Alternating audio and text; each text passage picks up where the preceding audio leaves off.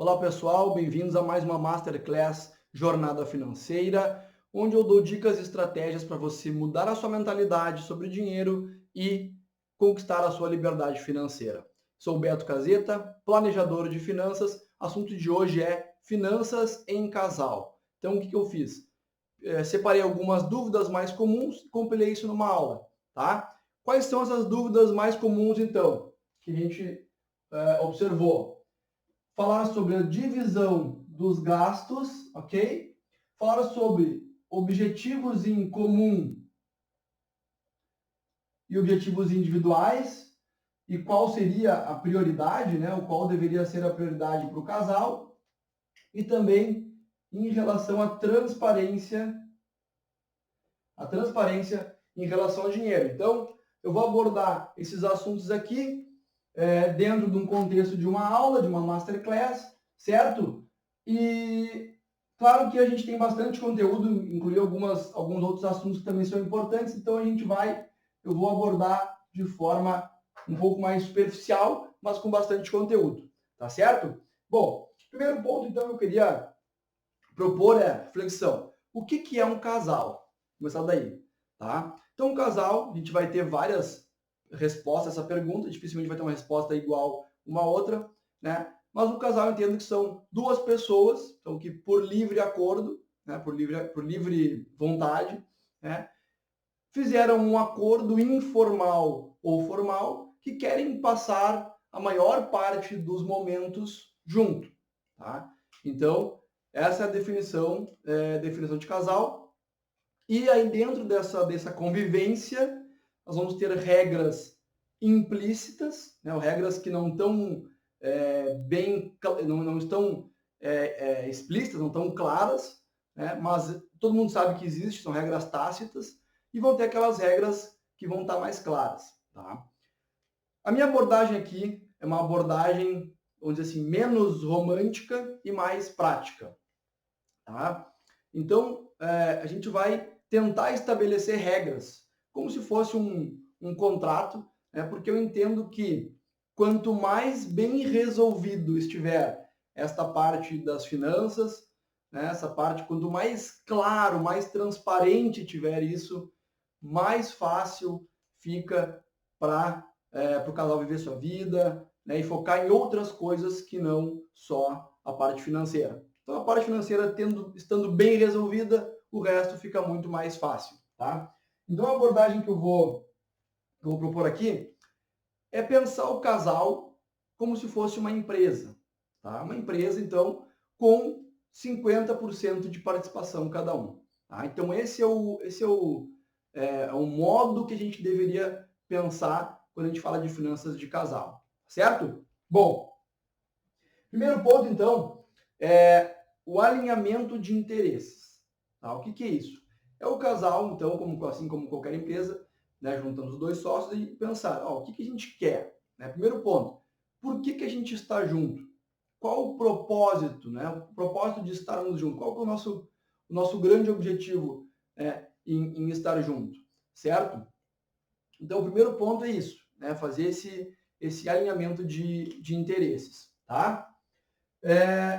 O segundo ponto que eu gostaria de falar é sobre o pacto nupcial. Tá? Um assunto muito importante que muita gente não, os casais geralmente, pelo menos que eu conheço, não conversam, não debatem muito sobre isso, às vezes nem sabe o que significa e é extremamente importante para a continuidade da vida do casal. Tá? Então, o pacto nupcial ele é a divisão patrimonial, tá, do casal após o casamento, ok? Ou hoje em dia após a união estável, que é mais comum, né? Inclusive, a união estável, o que acontece? O casal começa a conviver junto aqui, né? Tem uma linha do tempo, tá? E em algum momento nessa linha do tempo se subentende que o casal, de fato, tem uma união estável, de fato são companheiros que dividem uma vida em conjunto, né? O que acontece? Se eu não faço uma união estável, vamos botar aqui, a união estável, ela pode ser formal, ou informal. Tá?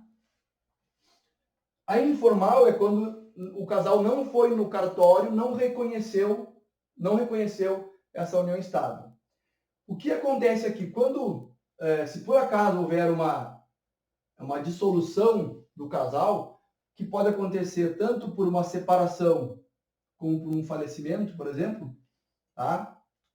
E vão ser coisas diferentes perante a lei. No informal tem um grande problema que é o seguinte: quando que começou essa união estável? Não tem como estabelecer isso, né? Então gera uma série de problemas depois administrativos, se tiver filho, pior ainda, tá? Então gera uma confusão para a pessoa que vai, se for separação, para os dois, né? E se for falecimento, para a pessoa que vai ficar, tá? Então meu primeiro conselho em relação à união estável, é formalizar essa união estável. Nada mais é do que dizer o dia exatamente, a partir do dia X do X do X, começou então a união estável e a partir daqui vai valer o pacto nupcial que foi feito. E aí está tudo muito claro, muito bem estabelecido, evita uma série de problemas. Tá? E custos também para a família, né? Que é o mais importante. Estamos falando de coisas financeiras, vai reduzir custos para ambos os lados. Tá? Bom, quais são os pactos nupciais possíveis? Tá, vamos lá. A gente tem a comunhão universal de bens, a parcial e a separação total. Tem uma outra menos comum, que é a participação final nos aquestos, que chama. Tá? Então vamos lá, é importante a gente saber isso aqui, porque eu gostaria muito que o casal entendesse isso e rediscutisse, inclusive, o seu pacto, se for o caso. Porque às vezes quando foi feito, não sabia muito bem o que significava, então até não está fazendo muito sentido de repente. Tá? Então, universal. Olha só, linha do tempo aqui, tá? Linha do tempo. O casal casou aqui, nessa data, tá? Comunhão universal. Tudo, mesmo os bens que o casal, vamos botar aqui, ó, pessoa A, pessoa B. Hoje em dia, eu ia falar homem e mulher, né? Mas vamos respeitar todas as diversidades. Então, o A e o B, tá? Na universal, tanto A como B vão compartilhar todos os bens, todo o patrimônio do casal, mesmo aqueles antes do casamento. Tá? Então, esse é o universal. Na parcial, só compartilha os bens que foram adquiridos depois do casamento. 50-50. Tá? Mas foi com o dinheiro do A que comprou lá depois do casamento. Não interessa. Perante a lei, 50-50. Tá? Não importa de quem foi o dinheiro. Existem algumas exceções, mas que eu não vou entrar aqui. Tá? Pela herança, né, e tudo mais. Não compartilha. Né? Então, universal compartilha tudo, parcial após o casamento. Tá? Separação total. Não são compartilhados os bens e o patrimônio do casal. Tá? Mas a gente comprou fulano comprou um apartamento com o nosso dinheiro, o A comprou um apartamento com o dinheiro e botar só no nome dele. Separação de bens, tá? Devia ter feito lá no cartório colocado meio a meio, tá? E esse aqui, vamos lá, universal compartilha tudo, parcial compartilha após o casamento, separação total não compartilha nunca. Esse aqui, a participação final nos aquestos, é um pouco menos comum. É assim, ó. Enquanto durar o casamento, o casal, tanto A como B, podem movimentar os bens sem autorização do outro. Então pode vender, pode comprar, sem que o outro precise autorizar, que não é o caso das comunhões. Tá? Porém, na separação, existe uma comunhão parcial. Na separação do casal, eventual separação do casal, a dissolução do casal, aí vale a regra de forma retroativa a comunhão parcial. Tá? Então, aquilo que foi adquirido depois do casamento compartilha os bens. Mas durante o casamento, não precisa autorização do cônjuge, da esposa, do A e do B, para movimentar os bens. Tá? Então, essa é a diferença. Recomendação. Existe alguma comunhão, algum pacto melhor que o outro? Não, isso aqui é de acordo com a regra do casal, de como ficar mais confortável, tá ok? O que eu, se fosse recomendar alguma, qual que eu recomendaria?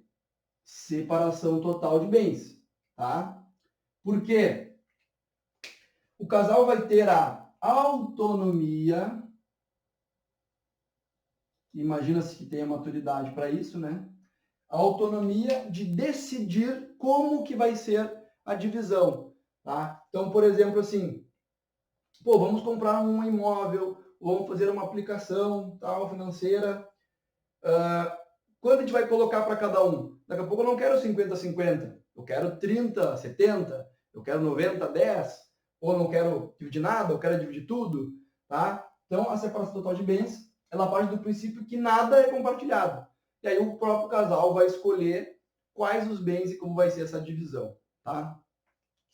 Então, se fosse para escolher uma, escolheria essa. É importante que o casal converse novamente sobre esse pacto, né? Entenda. E eu digo o seguinte, mas vai conversar sobre isso, né? Pensando na dissolução do casamento, é um papo complicado, né? De novo, quanto mais prático a gente for, mais espaço sobra para outras coisas. E importante, a dissolução não é só a separação, tá? E é também o falecimento. Então, isso vai poupar uma série de custos, falando de finanças, para a família, né? No caso tanto de uma separação como de um falecimento, já estar bem estabelecido esta regra de divisão, tá? Inclusive tem outras formas, né, mais flexíveis e tudo mais, tem acordos já dá para fazer, enfim, tá? Então isso aqui é o primeiro ponto, é como a regra, é como se fosse a regra universal do casal, tá bom? Bom, falar então de objetivos agora. Então assim, como é que eu costumo separar? Eu tenho objetivos e sonhos. Quando a gente fala de planos, né? Os objetivos é aquilo que eu vou realizar, ou quero realizar, nesse ano. Tem duas separações, tá? Objetivos que eu quero fazer este ano, objetivos do próximo ano e os sonhos são aqueles que não têm data definida. Não tem prazo certo para acontecer, tá? Então, após estudar bastante essa parte de objetivos, de sonhos, como montar, como estruturar, como é que a gente pensa longo prazo, curto prazo, eu cheguei a essa formatação aqui que eu acredito ser interessante, tá? Então, objetivos este ano ou no próximo ano, o que não for neste nem no próximo é sonho, não tem prazo certo, tá? Então, o casal, então, lógico, vai ter os seus objetivos em comum, tá? Vai ter os objetivos em comum, vão ser aqui, e os individuais. Então, o casal vai conversar, vai sentar e vai conversar sobre quais são os objetivos em comum do casal, tá? O que são objetivos em comum? Que ambos usufruem, ambos vão compartilhar uma viagem, um carro que os dois vão usar, que mais aí? Uma televisão que os dois vão usar, uma reforma na casa que os dois vão usufruir. Tá? Então, tudo aquilo que for dos dois é um objetivo em comum, tá? E claro que daí cada parte do casal vai ter também os seus objetivos, que é só dela.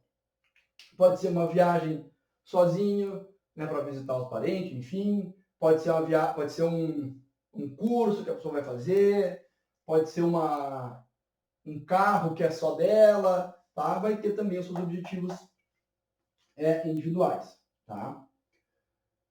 Importante aqui que o casal, então, vai contribuir, vai ter lá um potinho, entre aspas, né? Vai ter uma espécie, vamos pensar assim, um cofrinho mental, né? Vai separar esses valores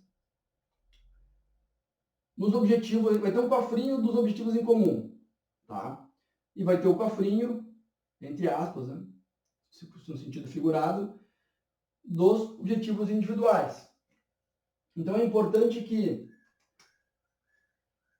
ambos contribuam com esse cofrinho dos objetivos em comum, conforme a mesma regra lá das despesas que a gente vai ver mais para frente, tá? Pode ser usada uma regra diferente? Pode, mas para facilitar, utiliza-se a mesma regra de divisão de despesas para pagar as contas, é a mesma regra para formar aqui os objetivos em comum, tá? Tranquilo? Bom, o que deve ser prioridade? Né? Porque daí a gente pode, em algum momento pode acontecer o seguinte: o indivíduo lá, bom, eu tenho 500, opa, vou botar aqui. Eu tenho 500 reais para jogar, para guardar, tá? E tem lá os objetivos, então, em comum e os objetivos individuais. E tá rolando lá, tem os objetivos lá em comum, os individuais, e aí, por algum motivo, né, naquele mês, não conseguiu os 500, conseguiu só os 250. Tá? O que deve ser prioridade? E agora, o que deve ser prioridade? Né? Então, olha, vai ter momentos em que o indivíduo vai priorizar os seus, a pessoa vai priorizar os seus objetivos individuais e vai ter momentos que ele vai priorizar os objetivos em comum, tá? Aqui entra uma coisa importante que é a negociação. A negociação. Ué, mas não sabia que casal negociava, né? Negocia o tempo todo, só talvez não com esse nome, né? Talvez nunca parou para pensar nisso. Mas o casal é onde mais ocorrem as negociações no nosso dia a dia. Então, o que é uma negociação? Fazer concessões, né? Fazer pedidos, dar algo em troca, receber algo em troca, fazer compensações. Isso é fazer uma negociação. Então, por exemplo, o indivíduo aqui pode chegar lá na sua companheira e, olha só, nos próximos 3 meses surgiu um curso que eu quero fazer, surgiu aí uma viagem a trabalho e eu vou ter que, por um tempo, não contribuir lá com os nossos objetivos em comum, tá? Mas eu prometo que assim, quando voltar, eu vou dar prioridade e tal, e aí a outra pessoa, vamos dizer que esse aqui é o A. Então o A, ele quer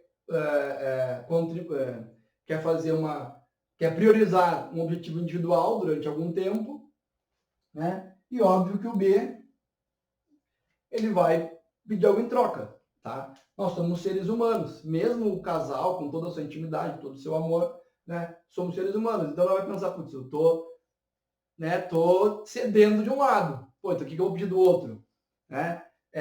Isso ocorre inconscientemente, tá? Não é olhar para mim e dizer que eu sou né, que eu estou sendo não romântico, mas isso é que acontece, tá? Mesmo que a gente não perceba. Então, vai entrar um processo de negociação. Vai ter momentos em que os objetivos comuns vão ser prioridades e vai ter momentos que os objetivos individuais vão ser prioridades, tá? Não existe uma regra quanto a isso. Existe uma negociação. Lá o casal que vai sentar e vai negociar e vai entender, não vai ceder de um lado, não vai ceder do outro, e assim vai se ajeitando, né? O que não pode acontecer é deixar que a emoção tome conta de forma negativa na negociação da relação do casal, tá? tem que ser o mais racional possível. Ok, a pessoa fala que vai fazer um curso que é importante para ela, vai fazer uma viagem que é importante para ela. Em algum momento eu também vou ter que fazer algo importante para mim, então a gente vai negociando numa boa, tá? Sem estresse, ok? Então, em relação à priorização de objetivos, é isso, tá? Claro, e quanto mais claro, né, quais são os objetivos, quanto tempo vai levar, né, para formar esses objetivos em comum, como é que vai ser a divisão, quem vai pagar quanto, a gente vai ver nas despesas, tá? Inclusive agora, tá? Então, vamos lá. Então, divisão de despesas, um assunto bem importante.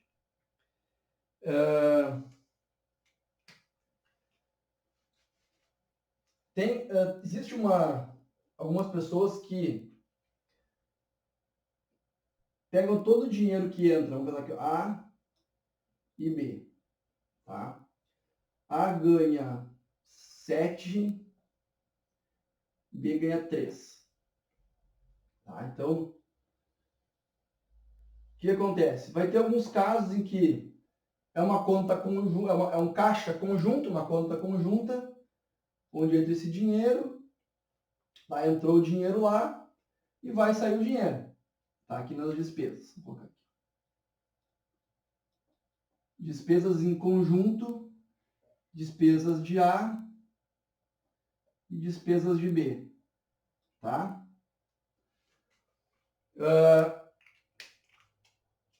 Deixa eu trocar a cor aqui. Essa lógica, esse fluxo aqui não me agrada muito, tá? Porque entra todo o dinheiro junto ali, e aí paga as despesas em conjunto, ok, mas aí como é que fica essa diferenciação aqui? Quanto desse dinheiro pode ser para as despesas de A e quanto pode ser para as despesas de B? Não fica muito claro, me parece. Embora seja uma lógica, né? Não, mistura todo o dinheiro, tudo num caixa único, desse caixa único vai sair tudo que tiver de despesa, tá? Me parece que não fica muito clara essa divisão de baixo aqui pode gerar algum ruído, tá? Quanto aqui, tranquilo, né? Entrou junto, saiu junto. Aqui parece que pode gerar algum ruído aqui de quanto que é devido para cada parte. Talvez aqui fique desequilibrado, enfim, mas existem muitos casais que funcionam dessa forma aqui, tá? Bom, primeira coisa que eu diria, uma das duplas aqui, um do casal, vai ser o que eu chamo de tesoureiro. Tá? Que essa divisão ela já meio que existe, né? Implicitamente no casal, que é no que tange as despesas em comum e ao controle dessas despesas e a operacionalização, a distribuição, é bom que fique a cargo de uma pessoa, tá? De novo, a execução, não o planejamento, tá? Porque senão fica mais difícil de controlar. Então, o que eu acho legal é ter um do casal A ou B que seja o responsável por executar, por operacionalizar essa divisão de despesas, ok? Bom, sugestões, tá? Sugestões aqui que eu vou dar. Então, nós temos despesas em conjunto, despesas de A e despesas de B, certo? E aqui nós temos, vamos botar aqui. Nós temos aqui é um caixa em conjunto e aqui é a conta individual da pessoa. Tá? Vou botar aqui, ó, conta de A. Conta de A. Conta de A e conta de B. Tá? E aí, vamos supor o casal é essa divisão aqui de renda, 167 e 163. Tá? Primeiro ponto. Eu acho legal que tem uma regra bem clara, bem transparente, bem explícita quanto a isso. Seja lá qual for. Então, não existe certo e errado, existe... o que é legal é ter uma definição bem clara disso. Agora, primeiro ponto. Pode separar 50-50, tá? Então, os gastos em conjunto lá, vamos dizer que deu 5 mil. 5 mil, tá? Então, A vai contribuir. Aqui é a conta do A, tá? Aqui é a conta do B. O A vai contribuir com 2.500 e o B vai contribuir com 2.500. Detalhe aqui, ó, só fazer um ajuste. Para operacionalizar isso aqui, eu acho legal que tenha essa conta conjunta. Então vai ter a conta conjunta lá, com os dois titulares, ok? Onde o dinheiro passa primeiro por essa conta. Então o dinheiro faz assim, ó. O dinheiro vem primeiro para cá, ok?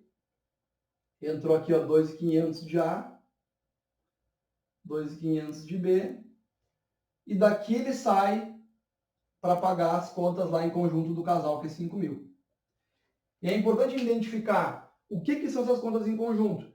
Então vamos dar alguns exemplos aqui. Uma parcela no cartão de crédito, que foi uma viagem dos dois fizeram, escola, luz, água, telefone, se for em conjunto, TV a cabo, se o carro foi compartilhado, despesa do carro. Então, tudo que for compartilhado é despesa em comum, tá? E essa primeira regra aqui é 50-50. Não, deu 5.000, o A dá 2.500, o B dá 2.500, passa por uma conta, ok? Deposita o dinheiro na conta, tá? Ou se já vier fechado no cartão, né? Cada um paga 2.500, tudo certo. Mas acho legal ter uma conta conjunta, acho bem importante, tá? Para poder... E dessa conta conjunta é feito o pagamento. Fica muito mais claro assim, tá? E aí depois cada um paga a sua despesa individual lá do que sobrar. Opa! Ok? Então essa é a primeira regra, 50-50.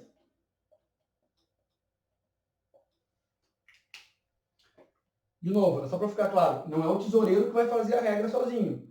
O tesoureiro é o que vai só movimentar essas contas e despesas em conjunto aqui, ok? O planejamento é feito em conjunto. Segunda opção. É tudo bem simples, tá? Não tem nada de misterioso aqui. Segunda opção. Deu 5.000 lá, somou as despesas em conjunto, escola, luz, blá, blá, blá, deu 5.000. Beleza. A segunda opção é dividir conforme o percentual da renda, tá? Como assim? Quanto que ganha, se a gente somar a renda aqui, quanto é que dá? 10.000, certo? Então a renda do casal é 10.000.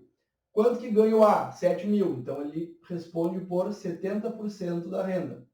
Quanto que ganha o B? 3.000. Responde por 30% da renda. Essa é a divisão de renda. Então, nada mais justo que as despesas em comum também de separar de acordo com o percentual de renda, tá? Então, aqui 5.000. Vamos lá. 30%. 30% dá 1.500. E 70% é 13.500. Tá? Então, olha só. Fechou as contas lá em conjunto do mês. Deu 5.000. 70% o A paga. Então, da conta dele aqui para a conta conjunta sai 13.500. E 30% o B paga. Certo? Que B? Aqui. Então, o B paga 30%, 1.500. Tá? Aí, as despesas em conjunto, aí manda para a conta corrente e da conta corrente sai o pagamento. Tá? Para separar o dinheiro aqui. Então, cada um vai contribuir com as despesas em conjunto conforme a proporcionalidade da renda. Tá?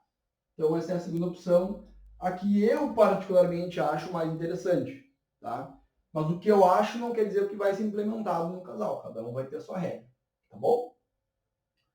E por último, que também eu já acompanhei alguns que fazem, é por tipo de despesa. que não é bem uma divisão assim rígida, né? Então, por exemplo, pega lá, naqueles 5 mil, tem assim, aí tem o... Vamos pagar aqui.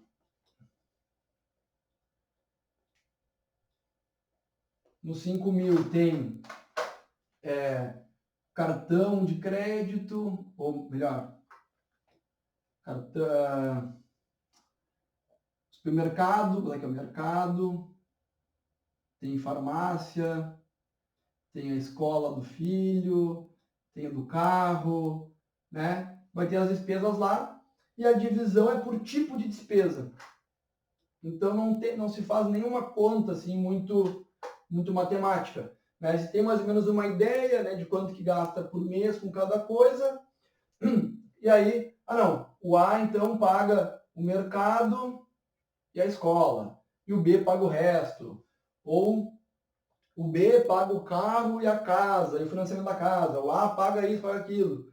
É uma divisão por tipo, mas que me parece não está muito numérica, assim, não está muito bem estabelecida, porque um mês pode dar mais, um mês pode dar menos, mas é uma divisão também que o pessoal costuma fazer, que eu particularmente também não recomendaria, tá? Porque não é fácil de identificar, né? O dinheiro vai direto lá para o pagamento, tá? Não passa por essa conta conjunta, o que eu acho bem interessante, tá? Então, o casal quando tem a conta conjunta aí providencia a abertura da conta, tá bom? Ah, detalhe, eu vou deixar na descrição do vídeo tem um site chamado Conta... Deixa eu anotar aqui certinho. Não anotei. Conta Compartilhada, eu acho que é. Que ele é um aplicativo que ele também faz esse tipo de divisão, ajuda a fazer esse tipo de divisão, vou deixar nos comentários. E também, além da conta conjunta, o que é legal é ter um cartão de crédito adicional só para colocar despesas em conjunto, tá? E aí como é que pode funcionar isso? Só para fazer um desenho aqui rápido. Fazer um desenho rápido aqui. Como é que pode funcionar o cartão de crédito em conjunto?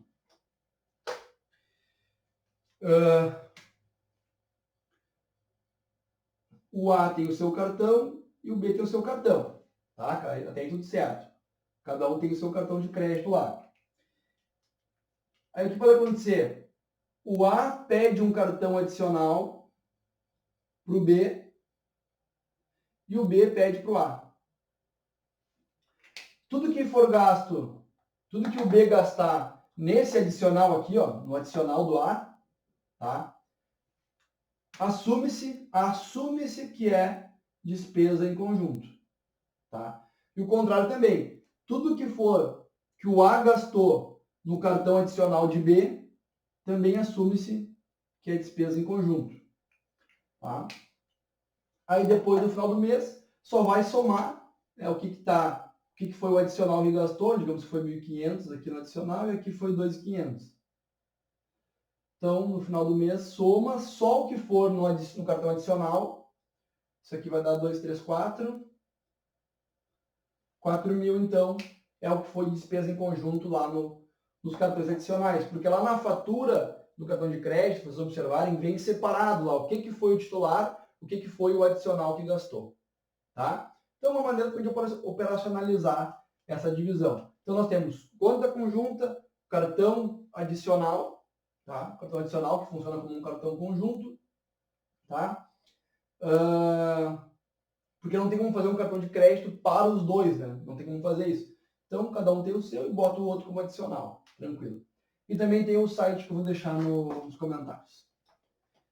Então, aí a função do tesoureiro do casal, tesoureira do casal, fazer a divisão. Tá bom? Quanto à transparência em relação ao dinheiro, aí é uma questão da seguinte, que eu entendo, eu enxergo da seguinte forma. Tão importante quanto ter uma regra, né, e ter uma transparência, uma combinação, uma negociação entre o casal, tão importante quanto isso é ter o respeito à individualidade, né, e à privacidade de cada um. Afinal, lembra que eu falei no início? Um casal é alguém que escolheu por livre vontade, né, através de um acordo informal ou formal, compartilhar a maior parte dos momentos juntos. Não é a totalidade dos momentos em conjunto, é a maior parte. Tá? Então, é muito importante, se nós estamos falando aqui já vou entrando um pouco na área de relacionamento, mas é que tem a ver, né? Eu acho que é importante manter a individualidade e a privacidade de cada um. Tá? Então, o que eu acredito em relação a finanças? Pô, tem lá os objetivos em comum. A canetinha aqui foi para o espaço. Tem lá os objetivos em comum, que eu vou chamar de OC aqui, e tem que é aqueles valores que cada um vai guardando, né, para fazer uma viagem, para fazer um objetivo em comum, e tem as despesas em comum, tá? OC e DC. Uma vez que o A, por exemplo, contribuiu com os objetivos em comum lá, R$1.000 da vida, vamos dizer. Já contribuiu com as despesas em comum, conforme a regra que foi estabelecida. Sei lá, digamos que foi 2.500 aqui. Tá? Então, olha só. A parte que lhe cabia, cabia o A, em relação ao casal, a sua combinação, ele já cumpriu. A partir daí, o que ele faz, o que A faz com o dinheiro dele, é problema único e exclusivamente de A. Tá? Então, por isso que eu falei, quanto mais claro estiver essa regra, mais fácil vai ser lidar com tudo isso, porque é muito claro. Ó, cumpriu o que foi combinado nos objetivos em comum, cumpriu o que foi combinado nas despesas em comum. O resto é problema individual da pessoa, com uma única ressalva, com uma única exceção, que é a questão dos filhos, né? Porque aí existe uma questão de exemplo, que é uma coisa que também falo bastante, leio bastante, que é a educação financeira para os filhos. E aí, se o pai fizer sobrou um dinheiro lá e fez uma extravagância, comprou um carro lá e tal, meio diferente, torna muito, como é que eu vou dizer, transparente, torna muito evidente que está gastando muito dinheiro. Né? É o que a gente tem que cuidar, lógico, com todo respeito à individualidade de cada um. E às vezes vai ter um do casal que é mais gastador e um que é mais de economizar mesmo. Mas cumpriu o combinado, tudo certo. Né? E aí vai ficar incomodado. Pô, mas cara, qual é o exemplo que está passando por nosso filho? Né? E o outro também é o contrário. Pô, mas não gasta com nada, qual é o exemplo que está passando para ele? Que a vida não é para usufruir também? Sei lá. Aí vai gerar um problema um pouquinho mais complexo quando entra o elemento filho, porque existe o exemplo que um passa para o filho, que geralmente dá um desconforto ali, mas também, de novo, é questão de combinação, de negociação, tá? Mas é importante o respeito à individualidade, tá? Bom, feita a combinação, é importante fazer as reuniões de acompanhamento, tá? Então, beleza, sentamos lá, negociamos, combinamos, estamos num processo de organização. É legal que estipule uma data fixa por mês. Aqui a data fixa. Mensal. Sei lá, todo dia 5, por exemplo. Onde o casal, então, vai sentar, vai abrir as contas, o tesoureiro vai mostrar o que foi feito, vai prestar contas para o outro. Eita. Então, é uma reunião que serve para isso, tá? Que também, deixa eu só ver o que eu anotei aqui. Ah, tá. Além disso, essa reunião aqui é aquilo que eu chamo de, que às vezes os homens fogem um pouco e tal, né? É a questão da ADR, né, que a gente chama, né? A discussão do relacionamento. Só que uma ADR, ela deveria ser, ela é importante, mas ela deveria ser, no mundo ideal, preventiva. e não reativa. Tá? Então, para que esperar o problema vir à tona, né? Então, o ideal é que se faça uma reunião preventiva para ver como é que está o andamento das coisas, tá? Então, a DR é importante, só acertar o timing dela aqui, né? O que mais que eu anotei aqui, ó, que é importante, tá? Objetivos da DR.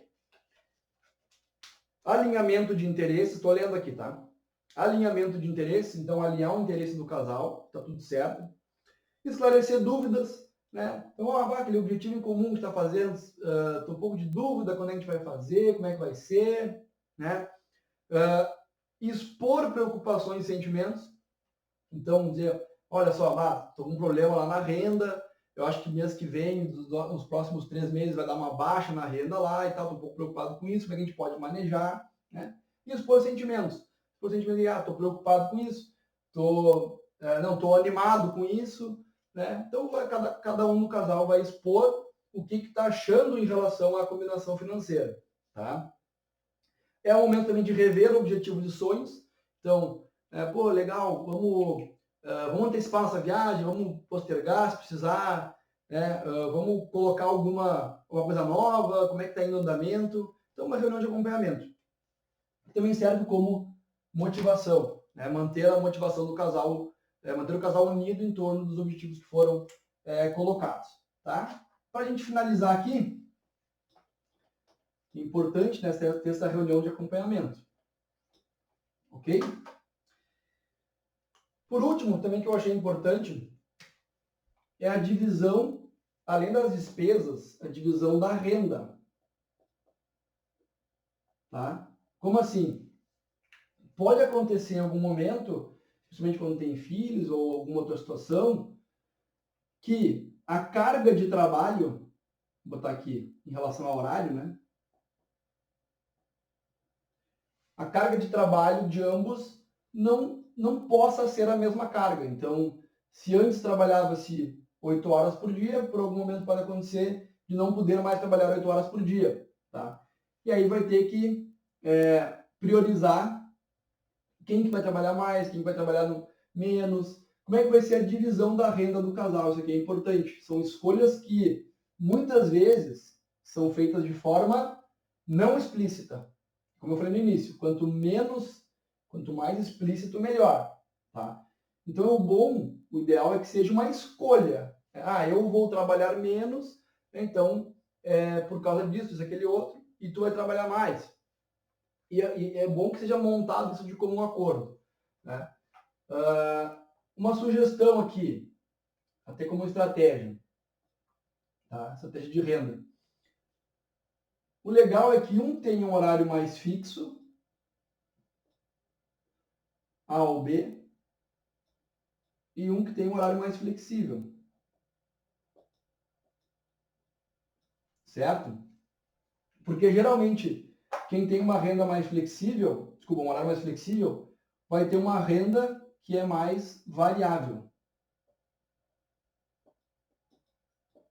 O que é a renda variável? É aquela renda que varia, por óbvio, né? Onde a pessoa pode ganhar menos ou pode ganhar mais. Então, existe uma estratégia aqui onde um do casal, vamos dizer assim, traz mais estabilidade, ok? No sentido de renda, e outro do casal traz mais potencial de ganhos. Mesmo que no início ou em alguns meses não ganhe tanto, mas, por exemplo, aqui, exemplos de renda variável, e horário flexível. Pode ser autônomo, pode ter uma empresa, uma microempresa, tá? Pode trabalhar com vendas, com comissão, pode trabalhar pela internet. Tá? Então, existe todo um mundo que às vezes as pessoas não conhecem, fora daquele 8 horas, das 9 às 5, né, daquele tradicional lá. Tá? Que daí dá para encaixar um do casal mais no tradicional, mais estável, e o outro se aventurar um pouco mais. Tá? Isso é uma sugestão de estratégia de renda para o casal. Outra sugestão, nunca ficar os dois no mesmo setor. Tá? Então, vamos dizer assim, esse é assunto para outro vídeo, eu não quero me estender nesse assunto. Tá? Seria não correr o risco, né? Se o setor dá uma baixa, ambos trabalham, por exemplo, com venda de veículo. O setor dá uma baixa, a renda da família toda fica com problema, tá? Bom, a princípio era isso. E para a gente encerrar aqui, já foi 45 minutos, foi bastante tempo de vídeo, mas aqui era bastante conteúdo mesmo. Não poderia deixar de sugerir, né, além de toda essa organização em conjunto, de despesa, de renda, de transparência, de reunião e tudo mais, que o casal já começasse a montar, então, uma carteira de investimentos em conjunto. Então, uma parte do dinheiro, aqueles objetivos em comum lá, já vai, se possível, separando em conjunto, né, para ir montando a sua carteira de investimentos, tá? Renda fixa, renda variável, fazer uma carteira para longo prazo, para que o casal busque a liberdade financeira em conjunto, tá bom? Então, segue acompanhando os meus vídeos aí para saber como é que a gente pode fazer isso ao longo do tempo. Espero que tenham gostado. Se tiverem mais alguma dúvida em relação a finanças de casal, alguma contestação, alguma argumentação em relação a isso, estou sempre à disposição. Valeu!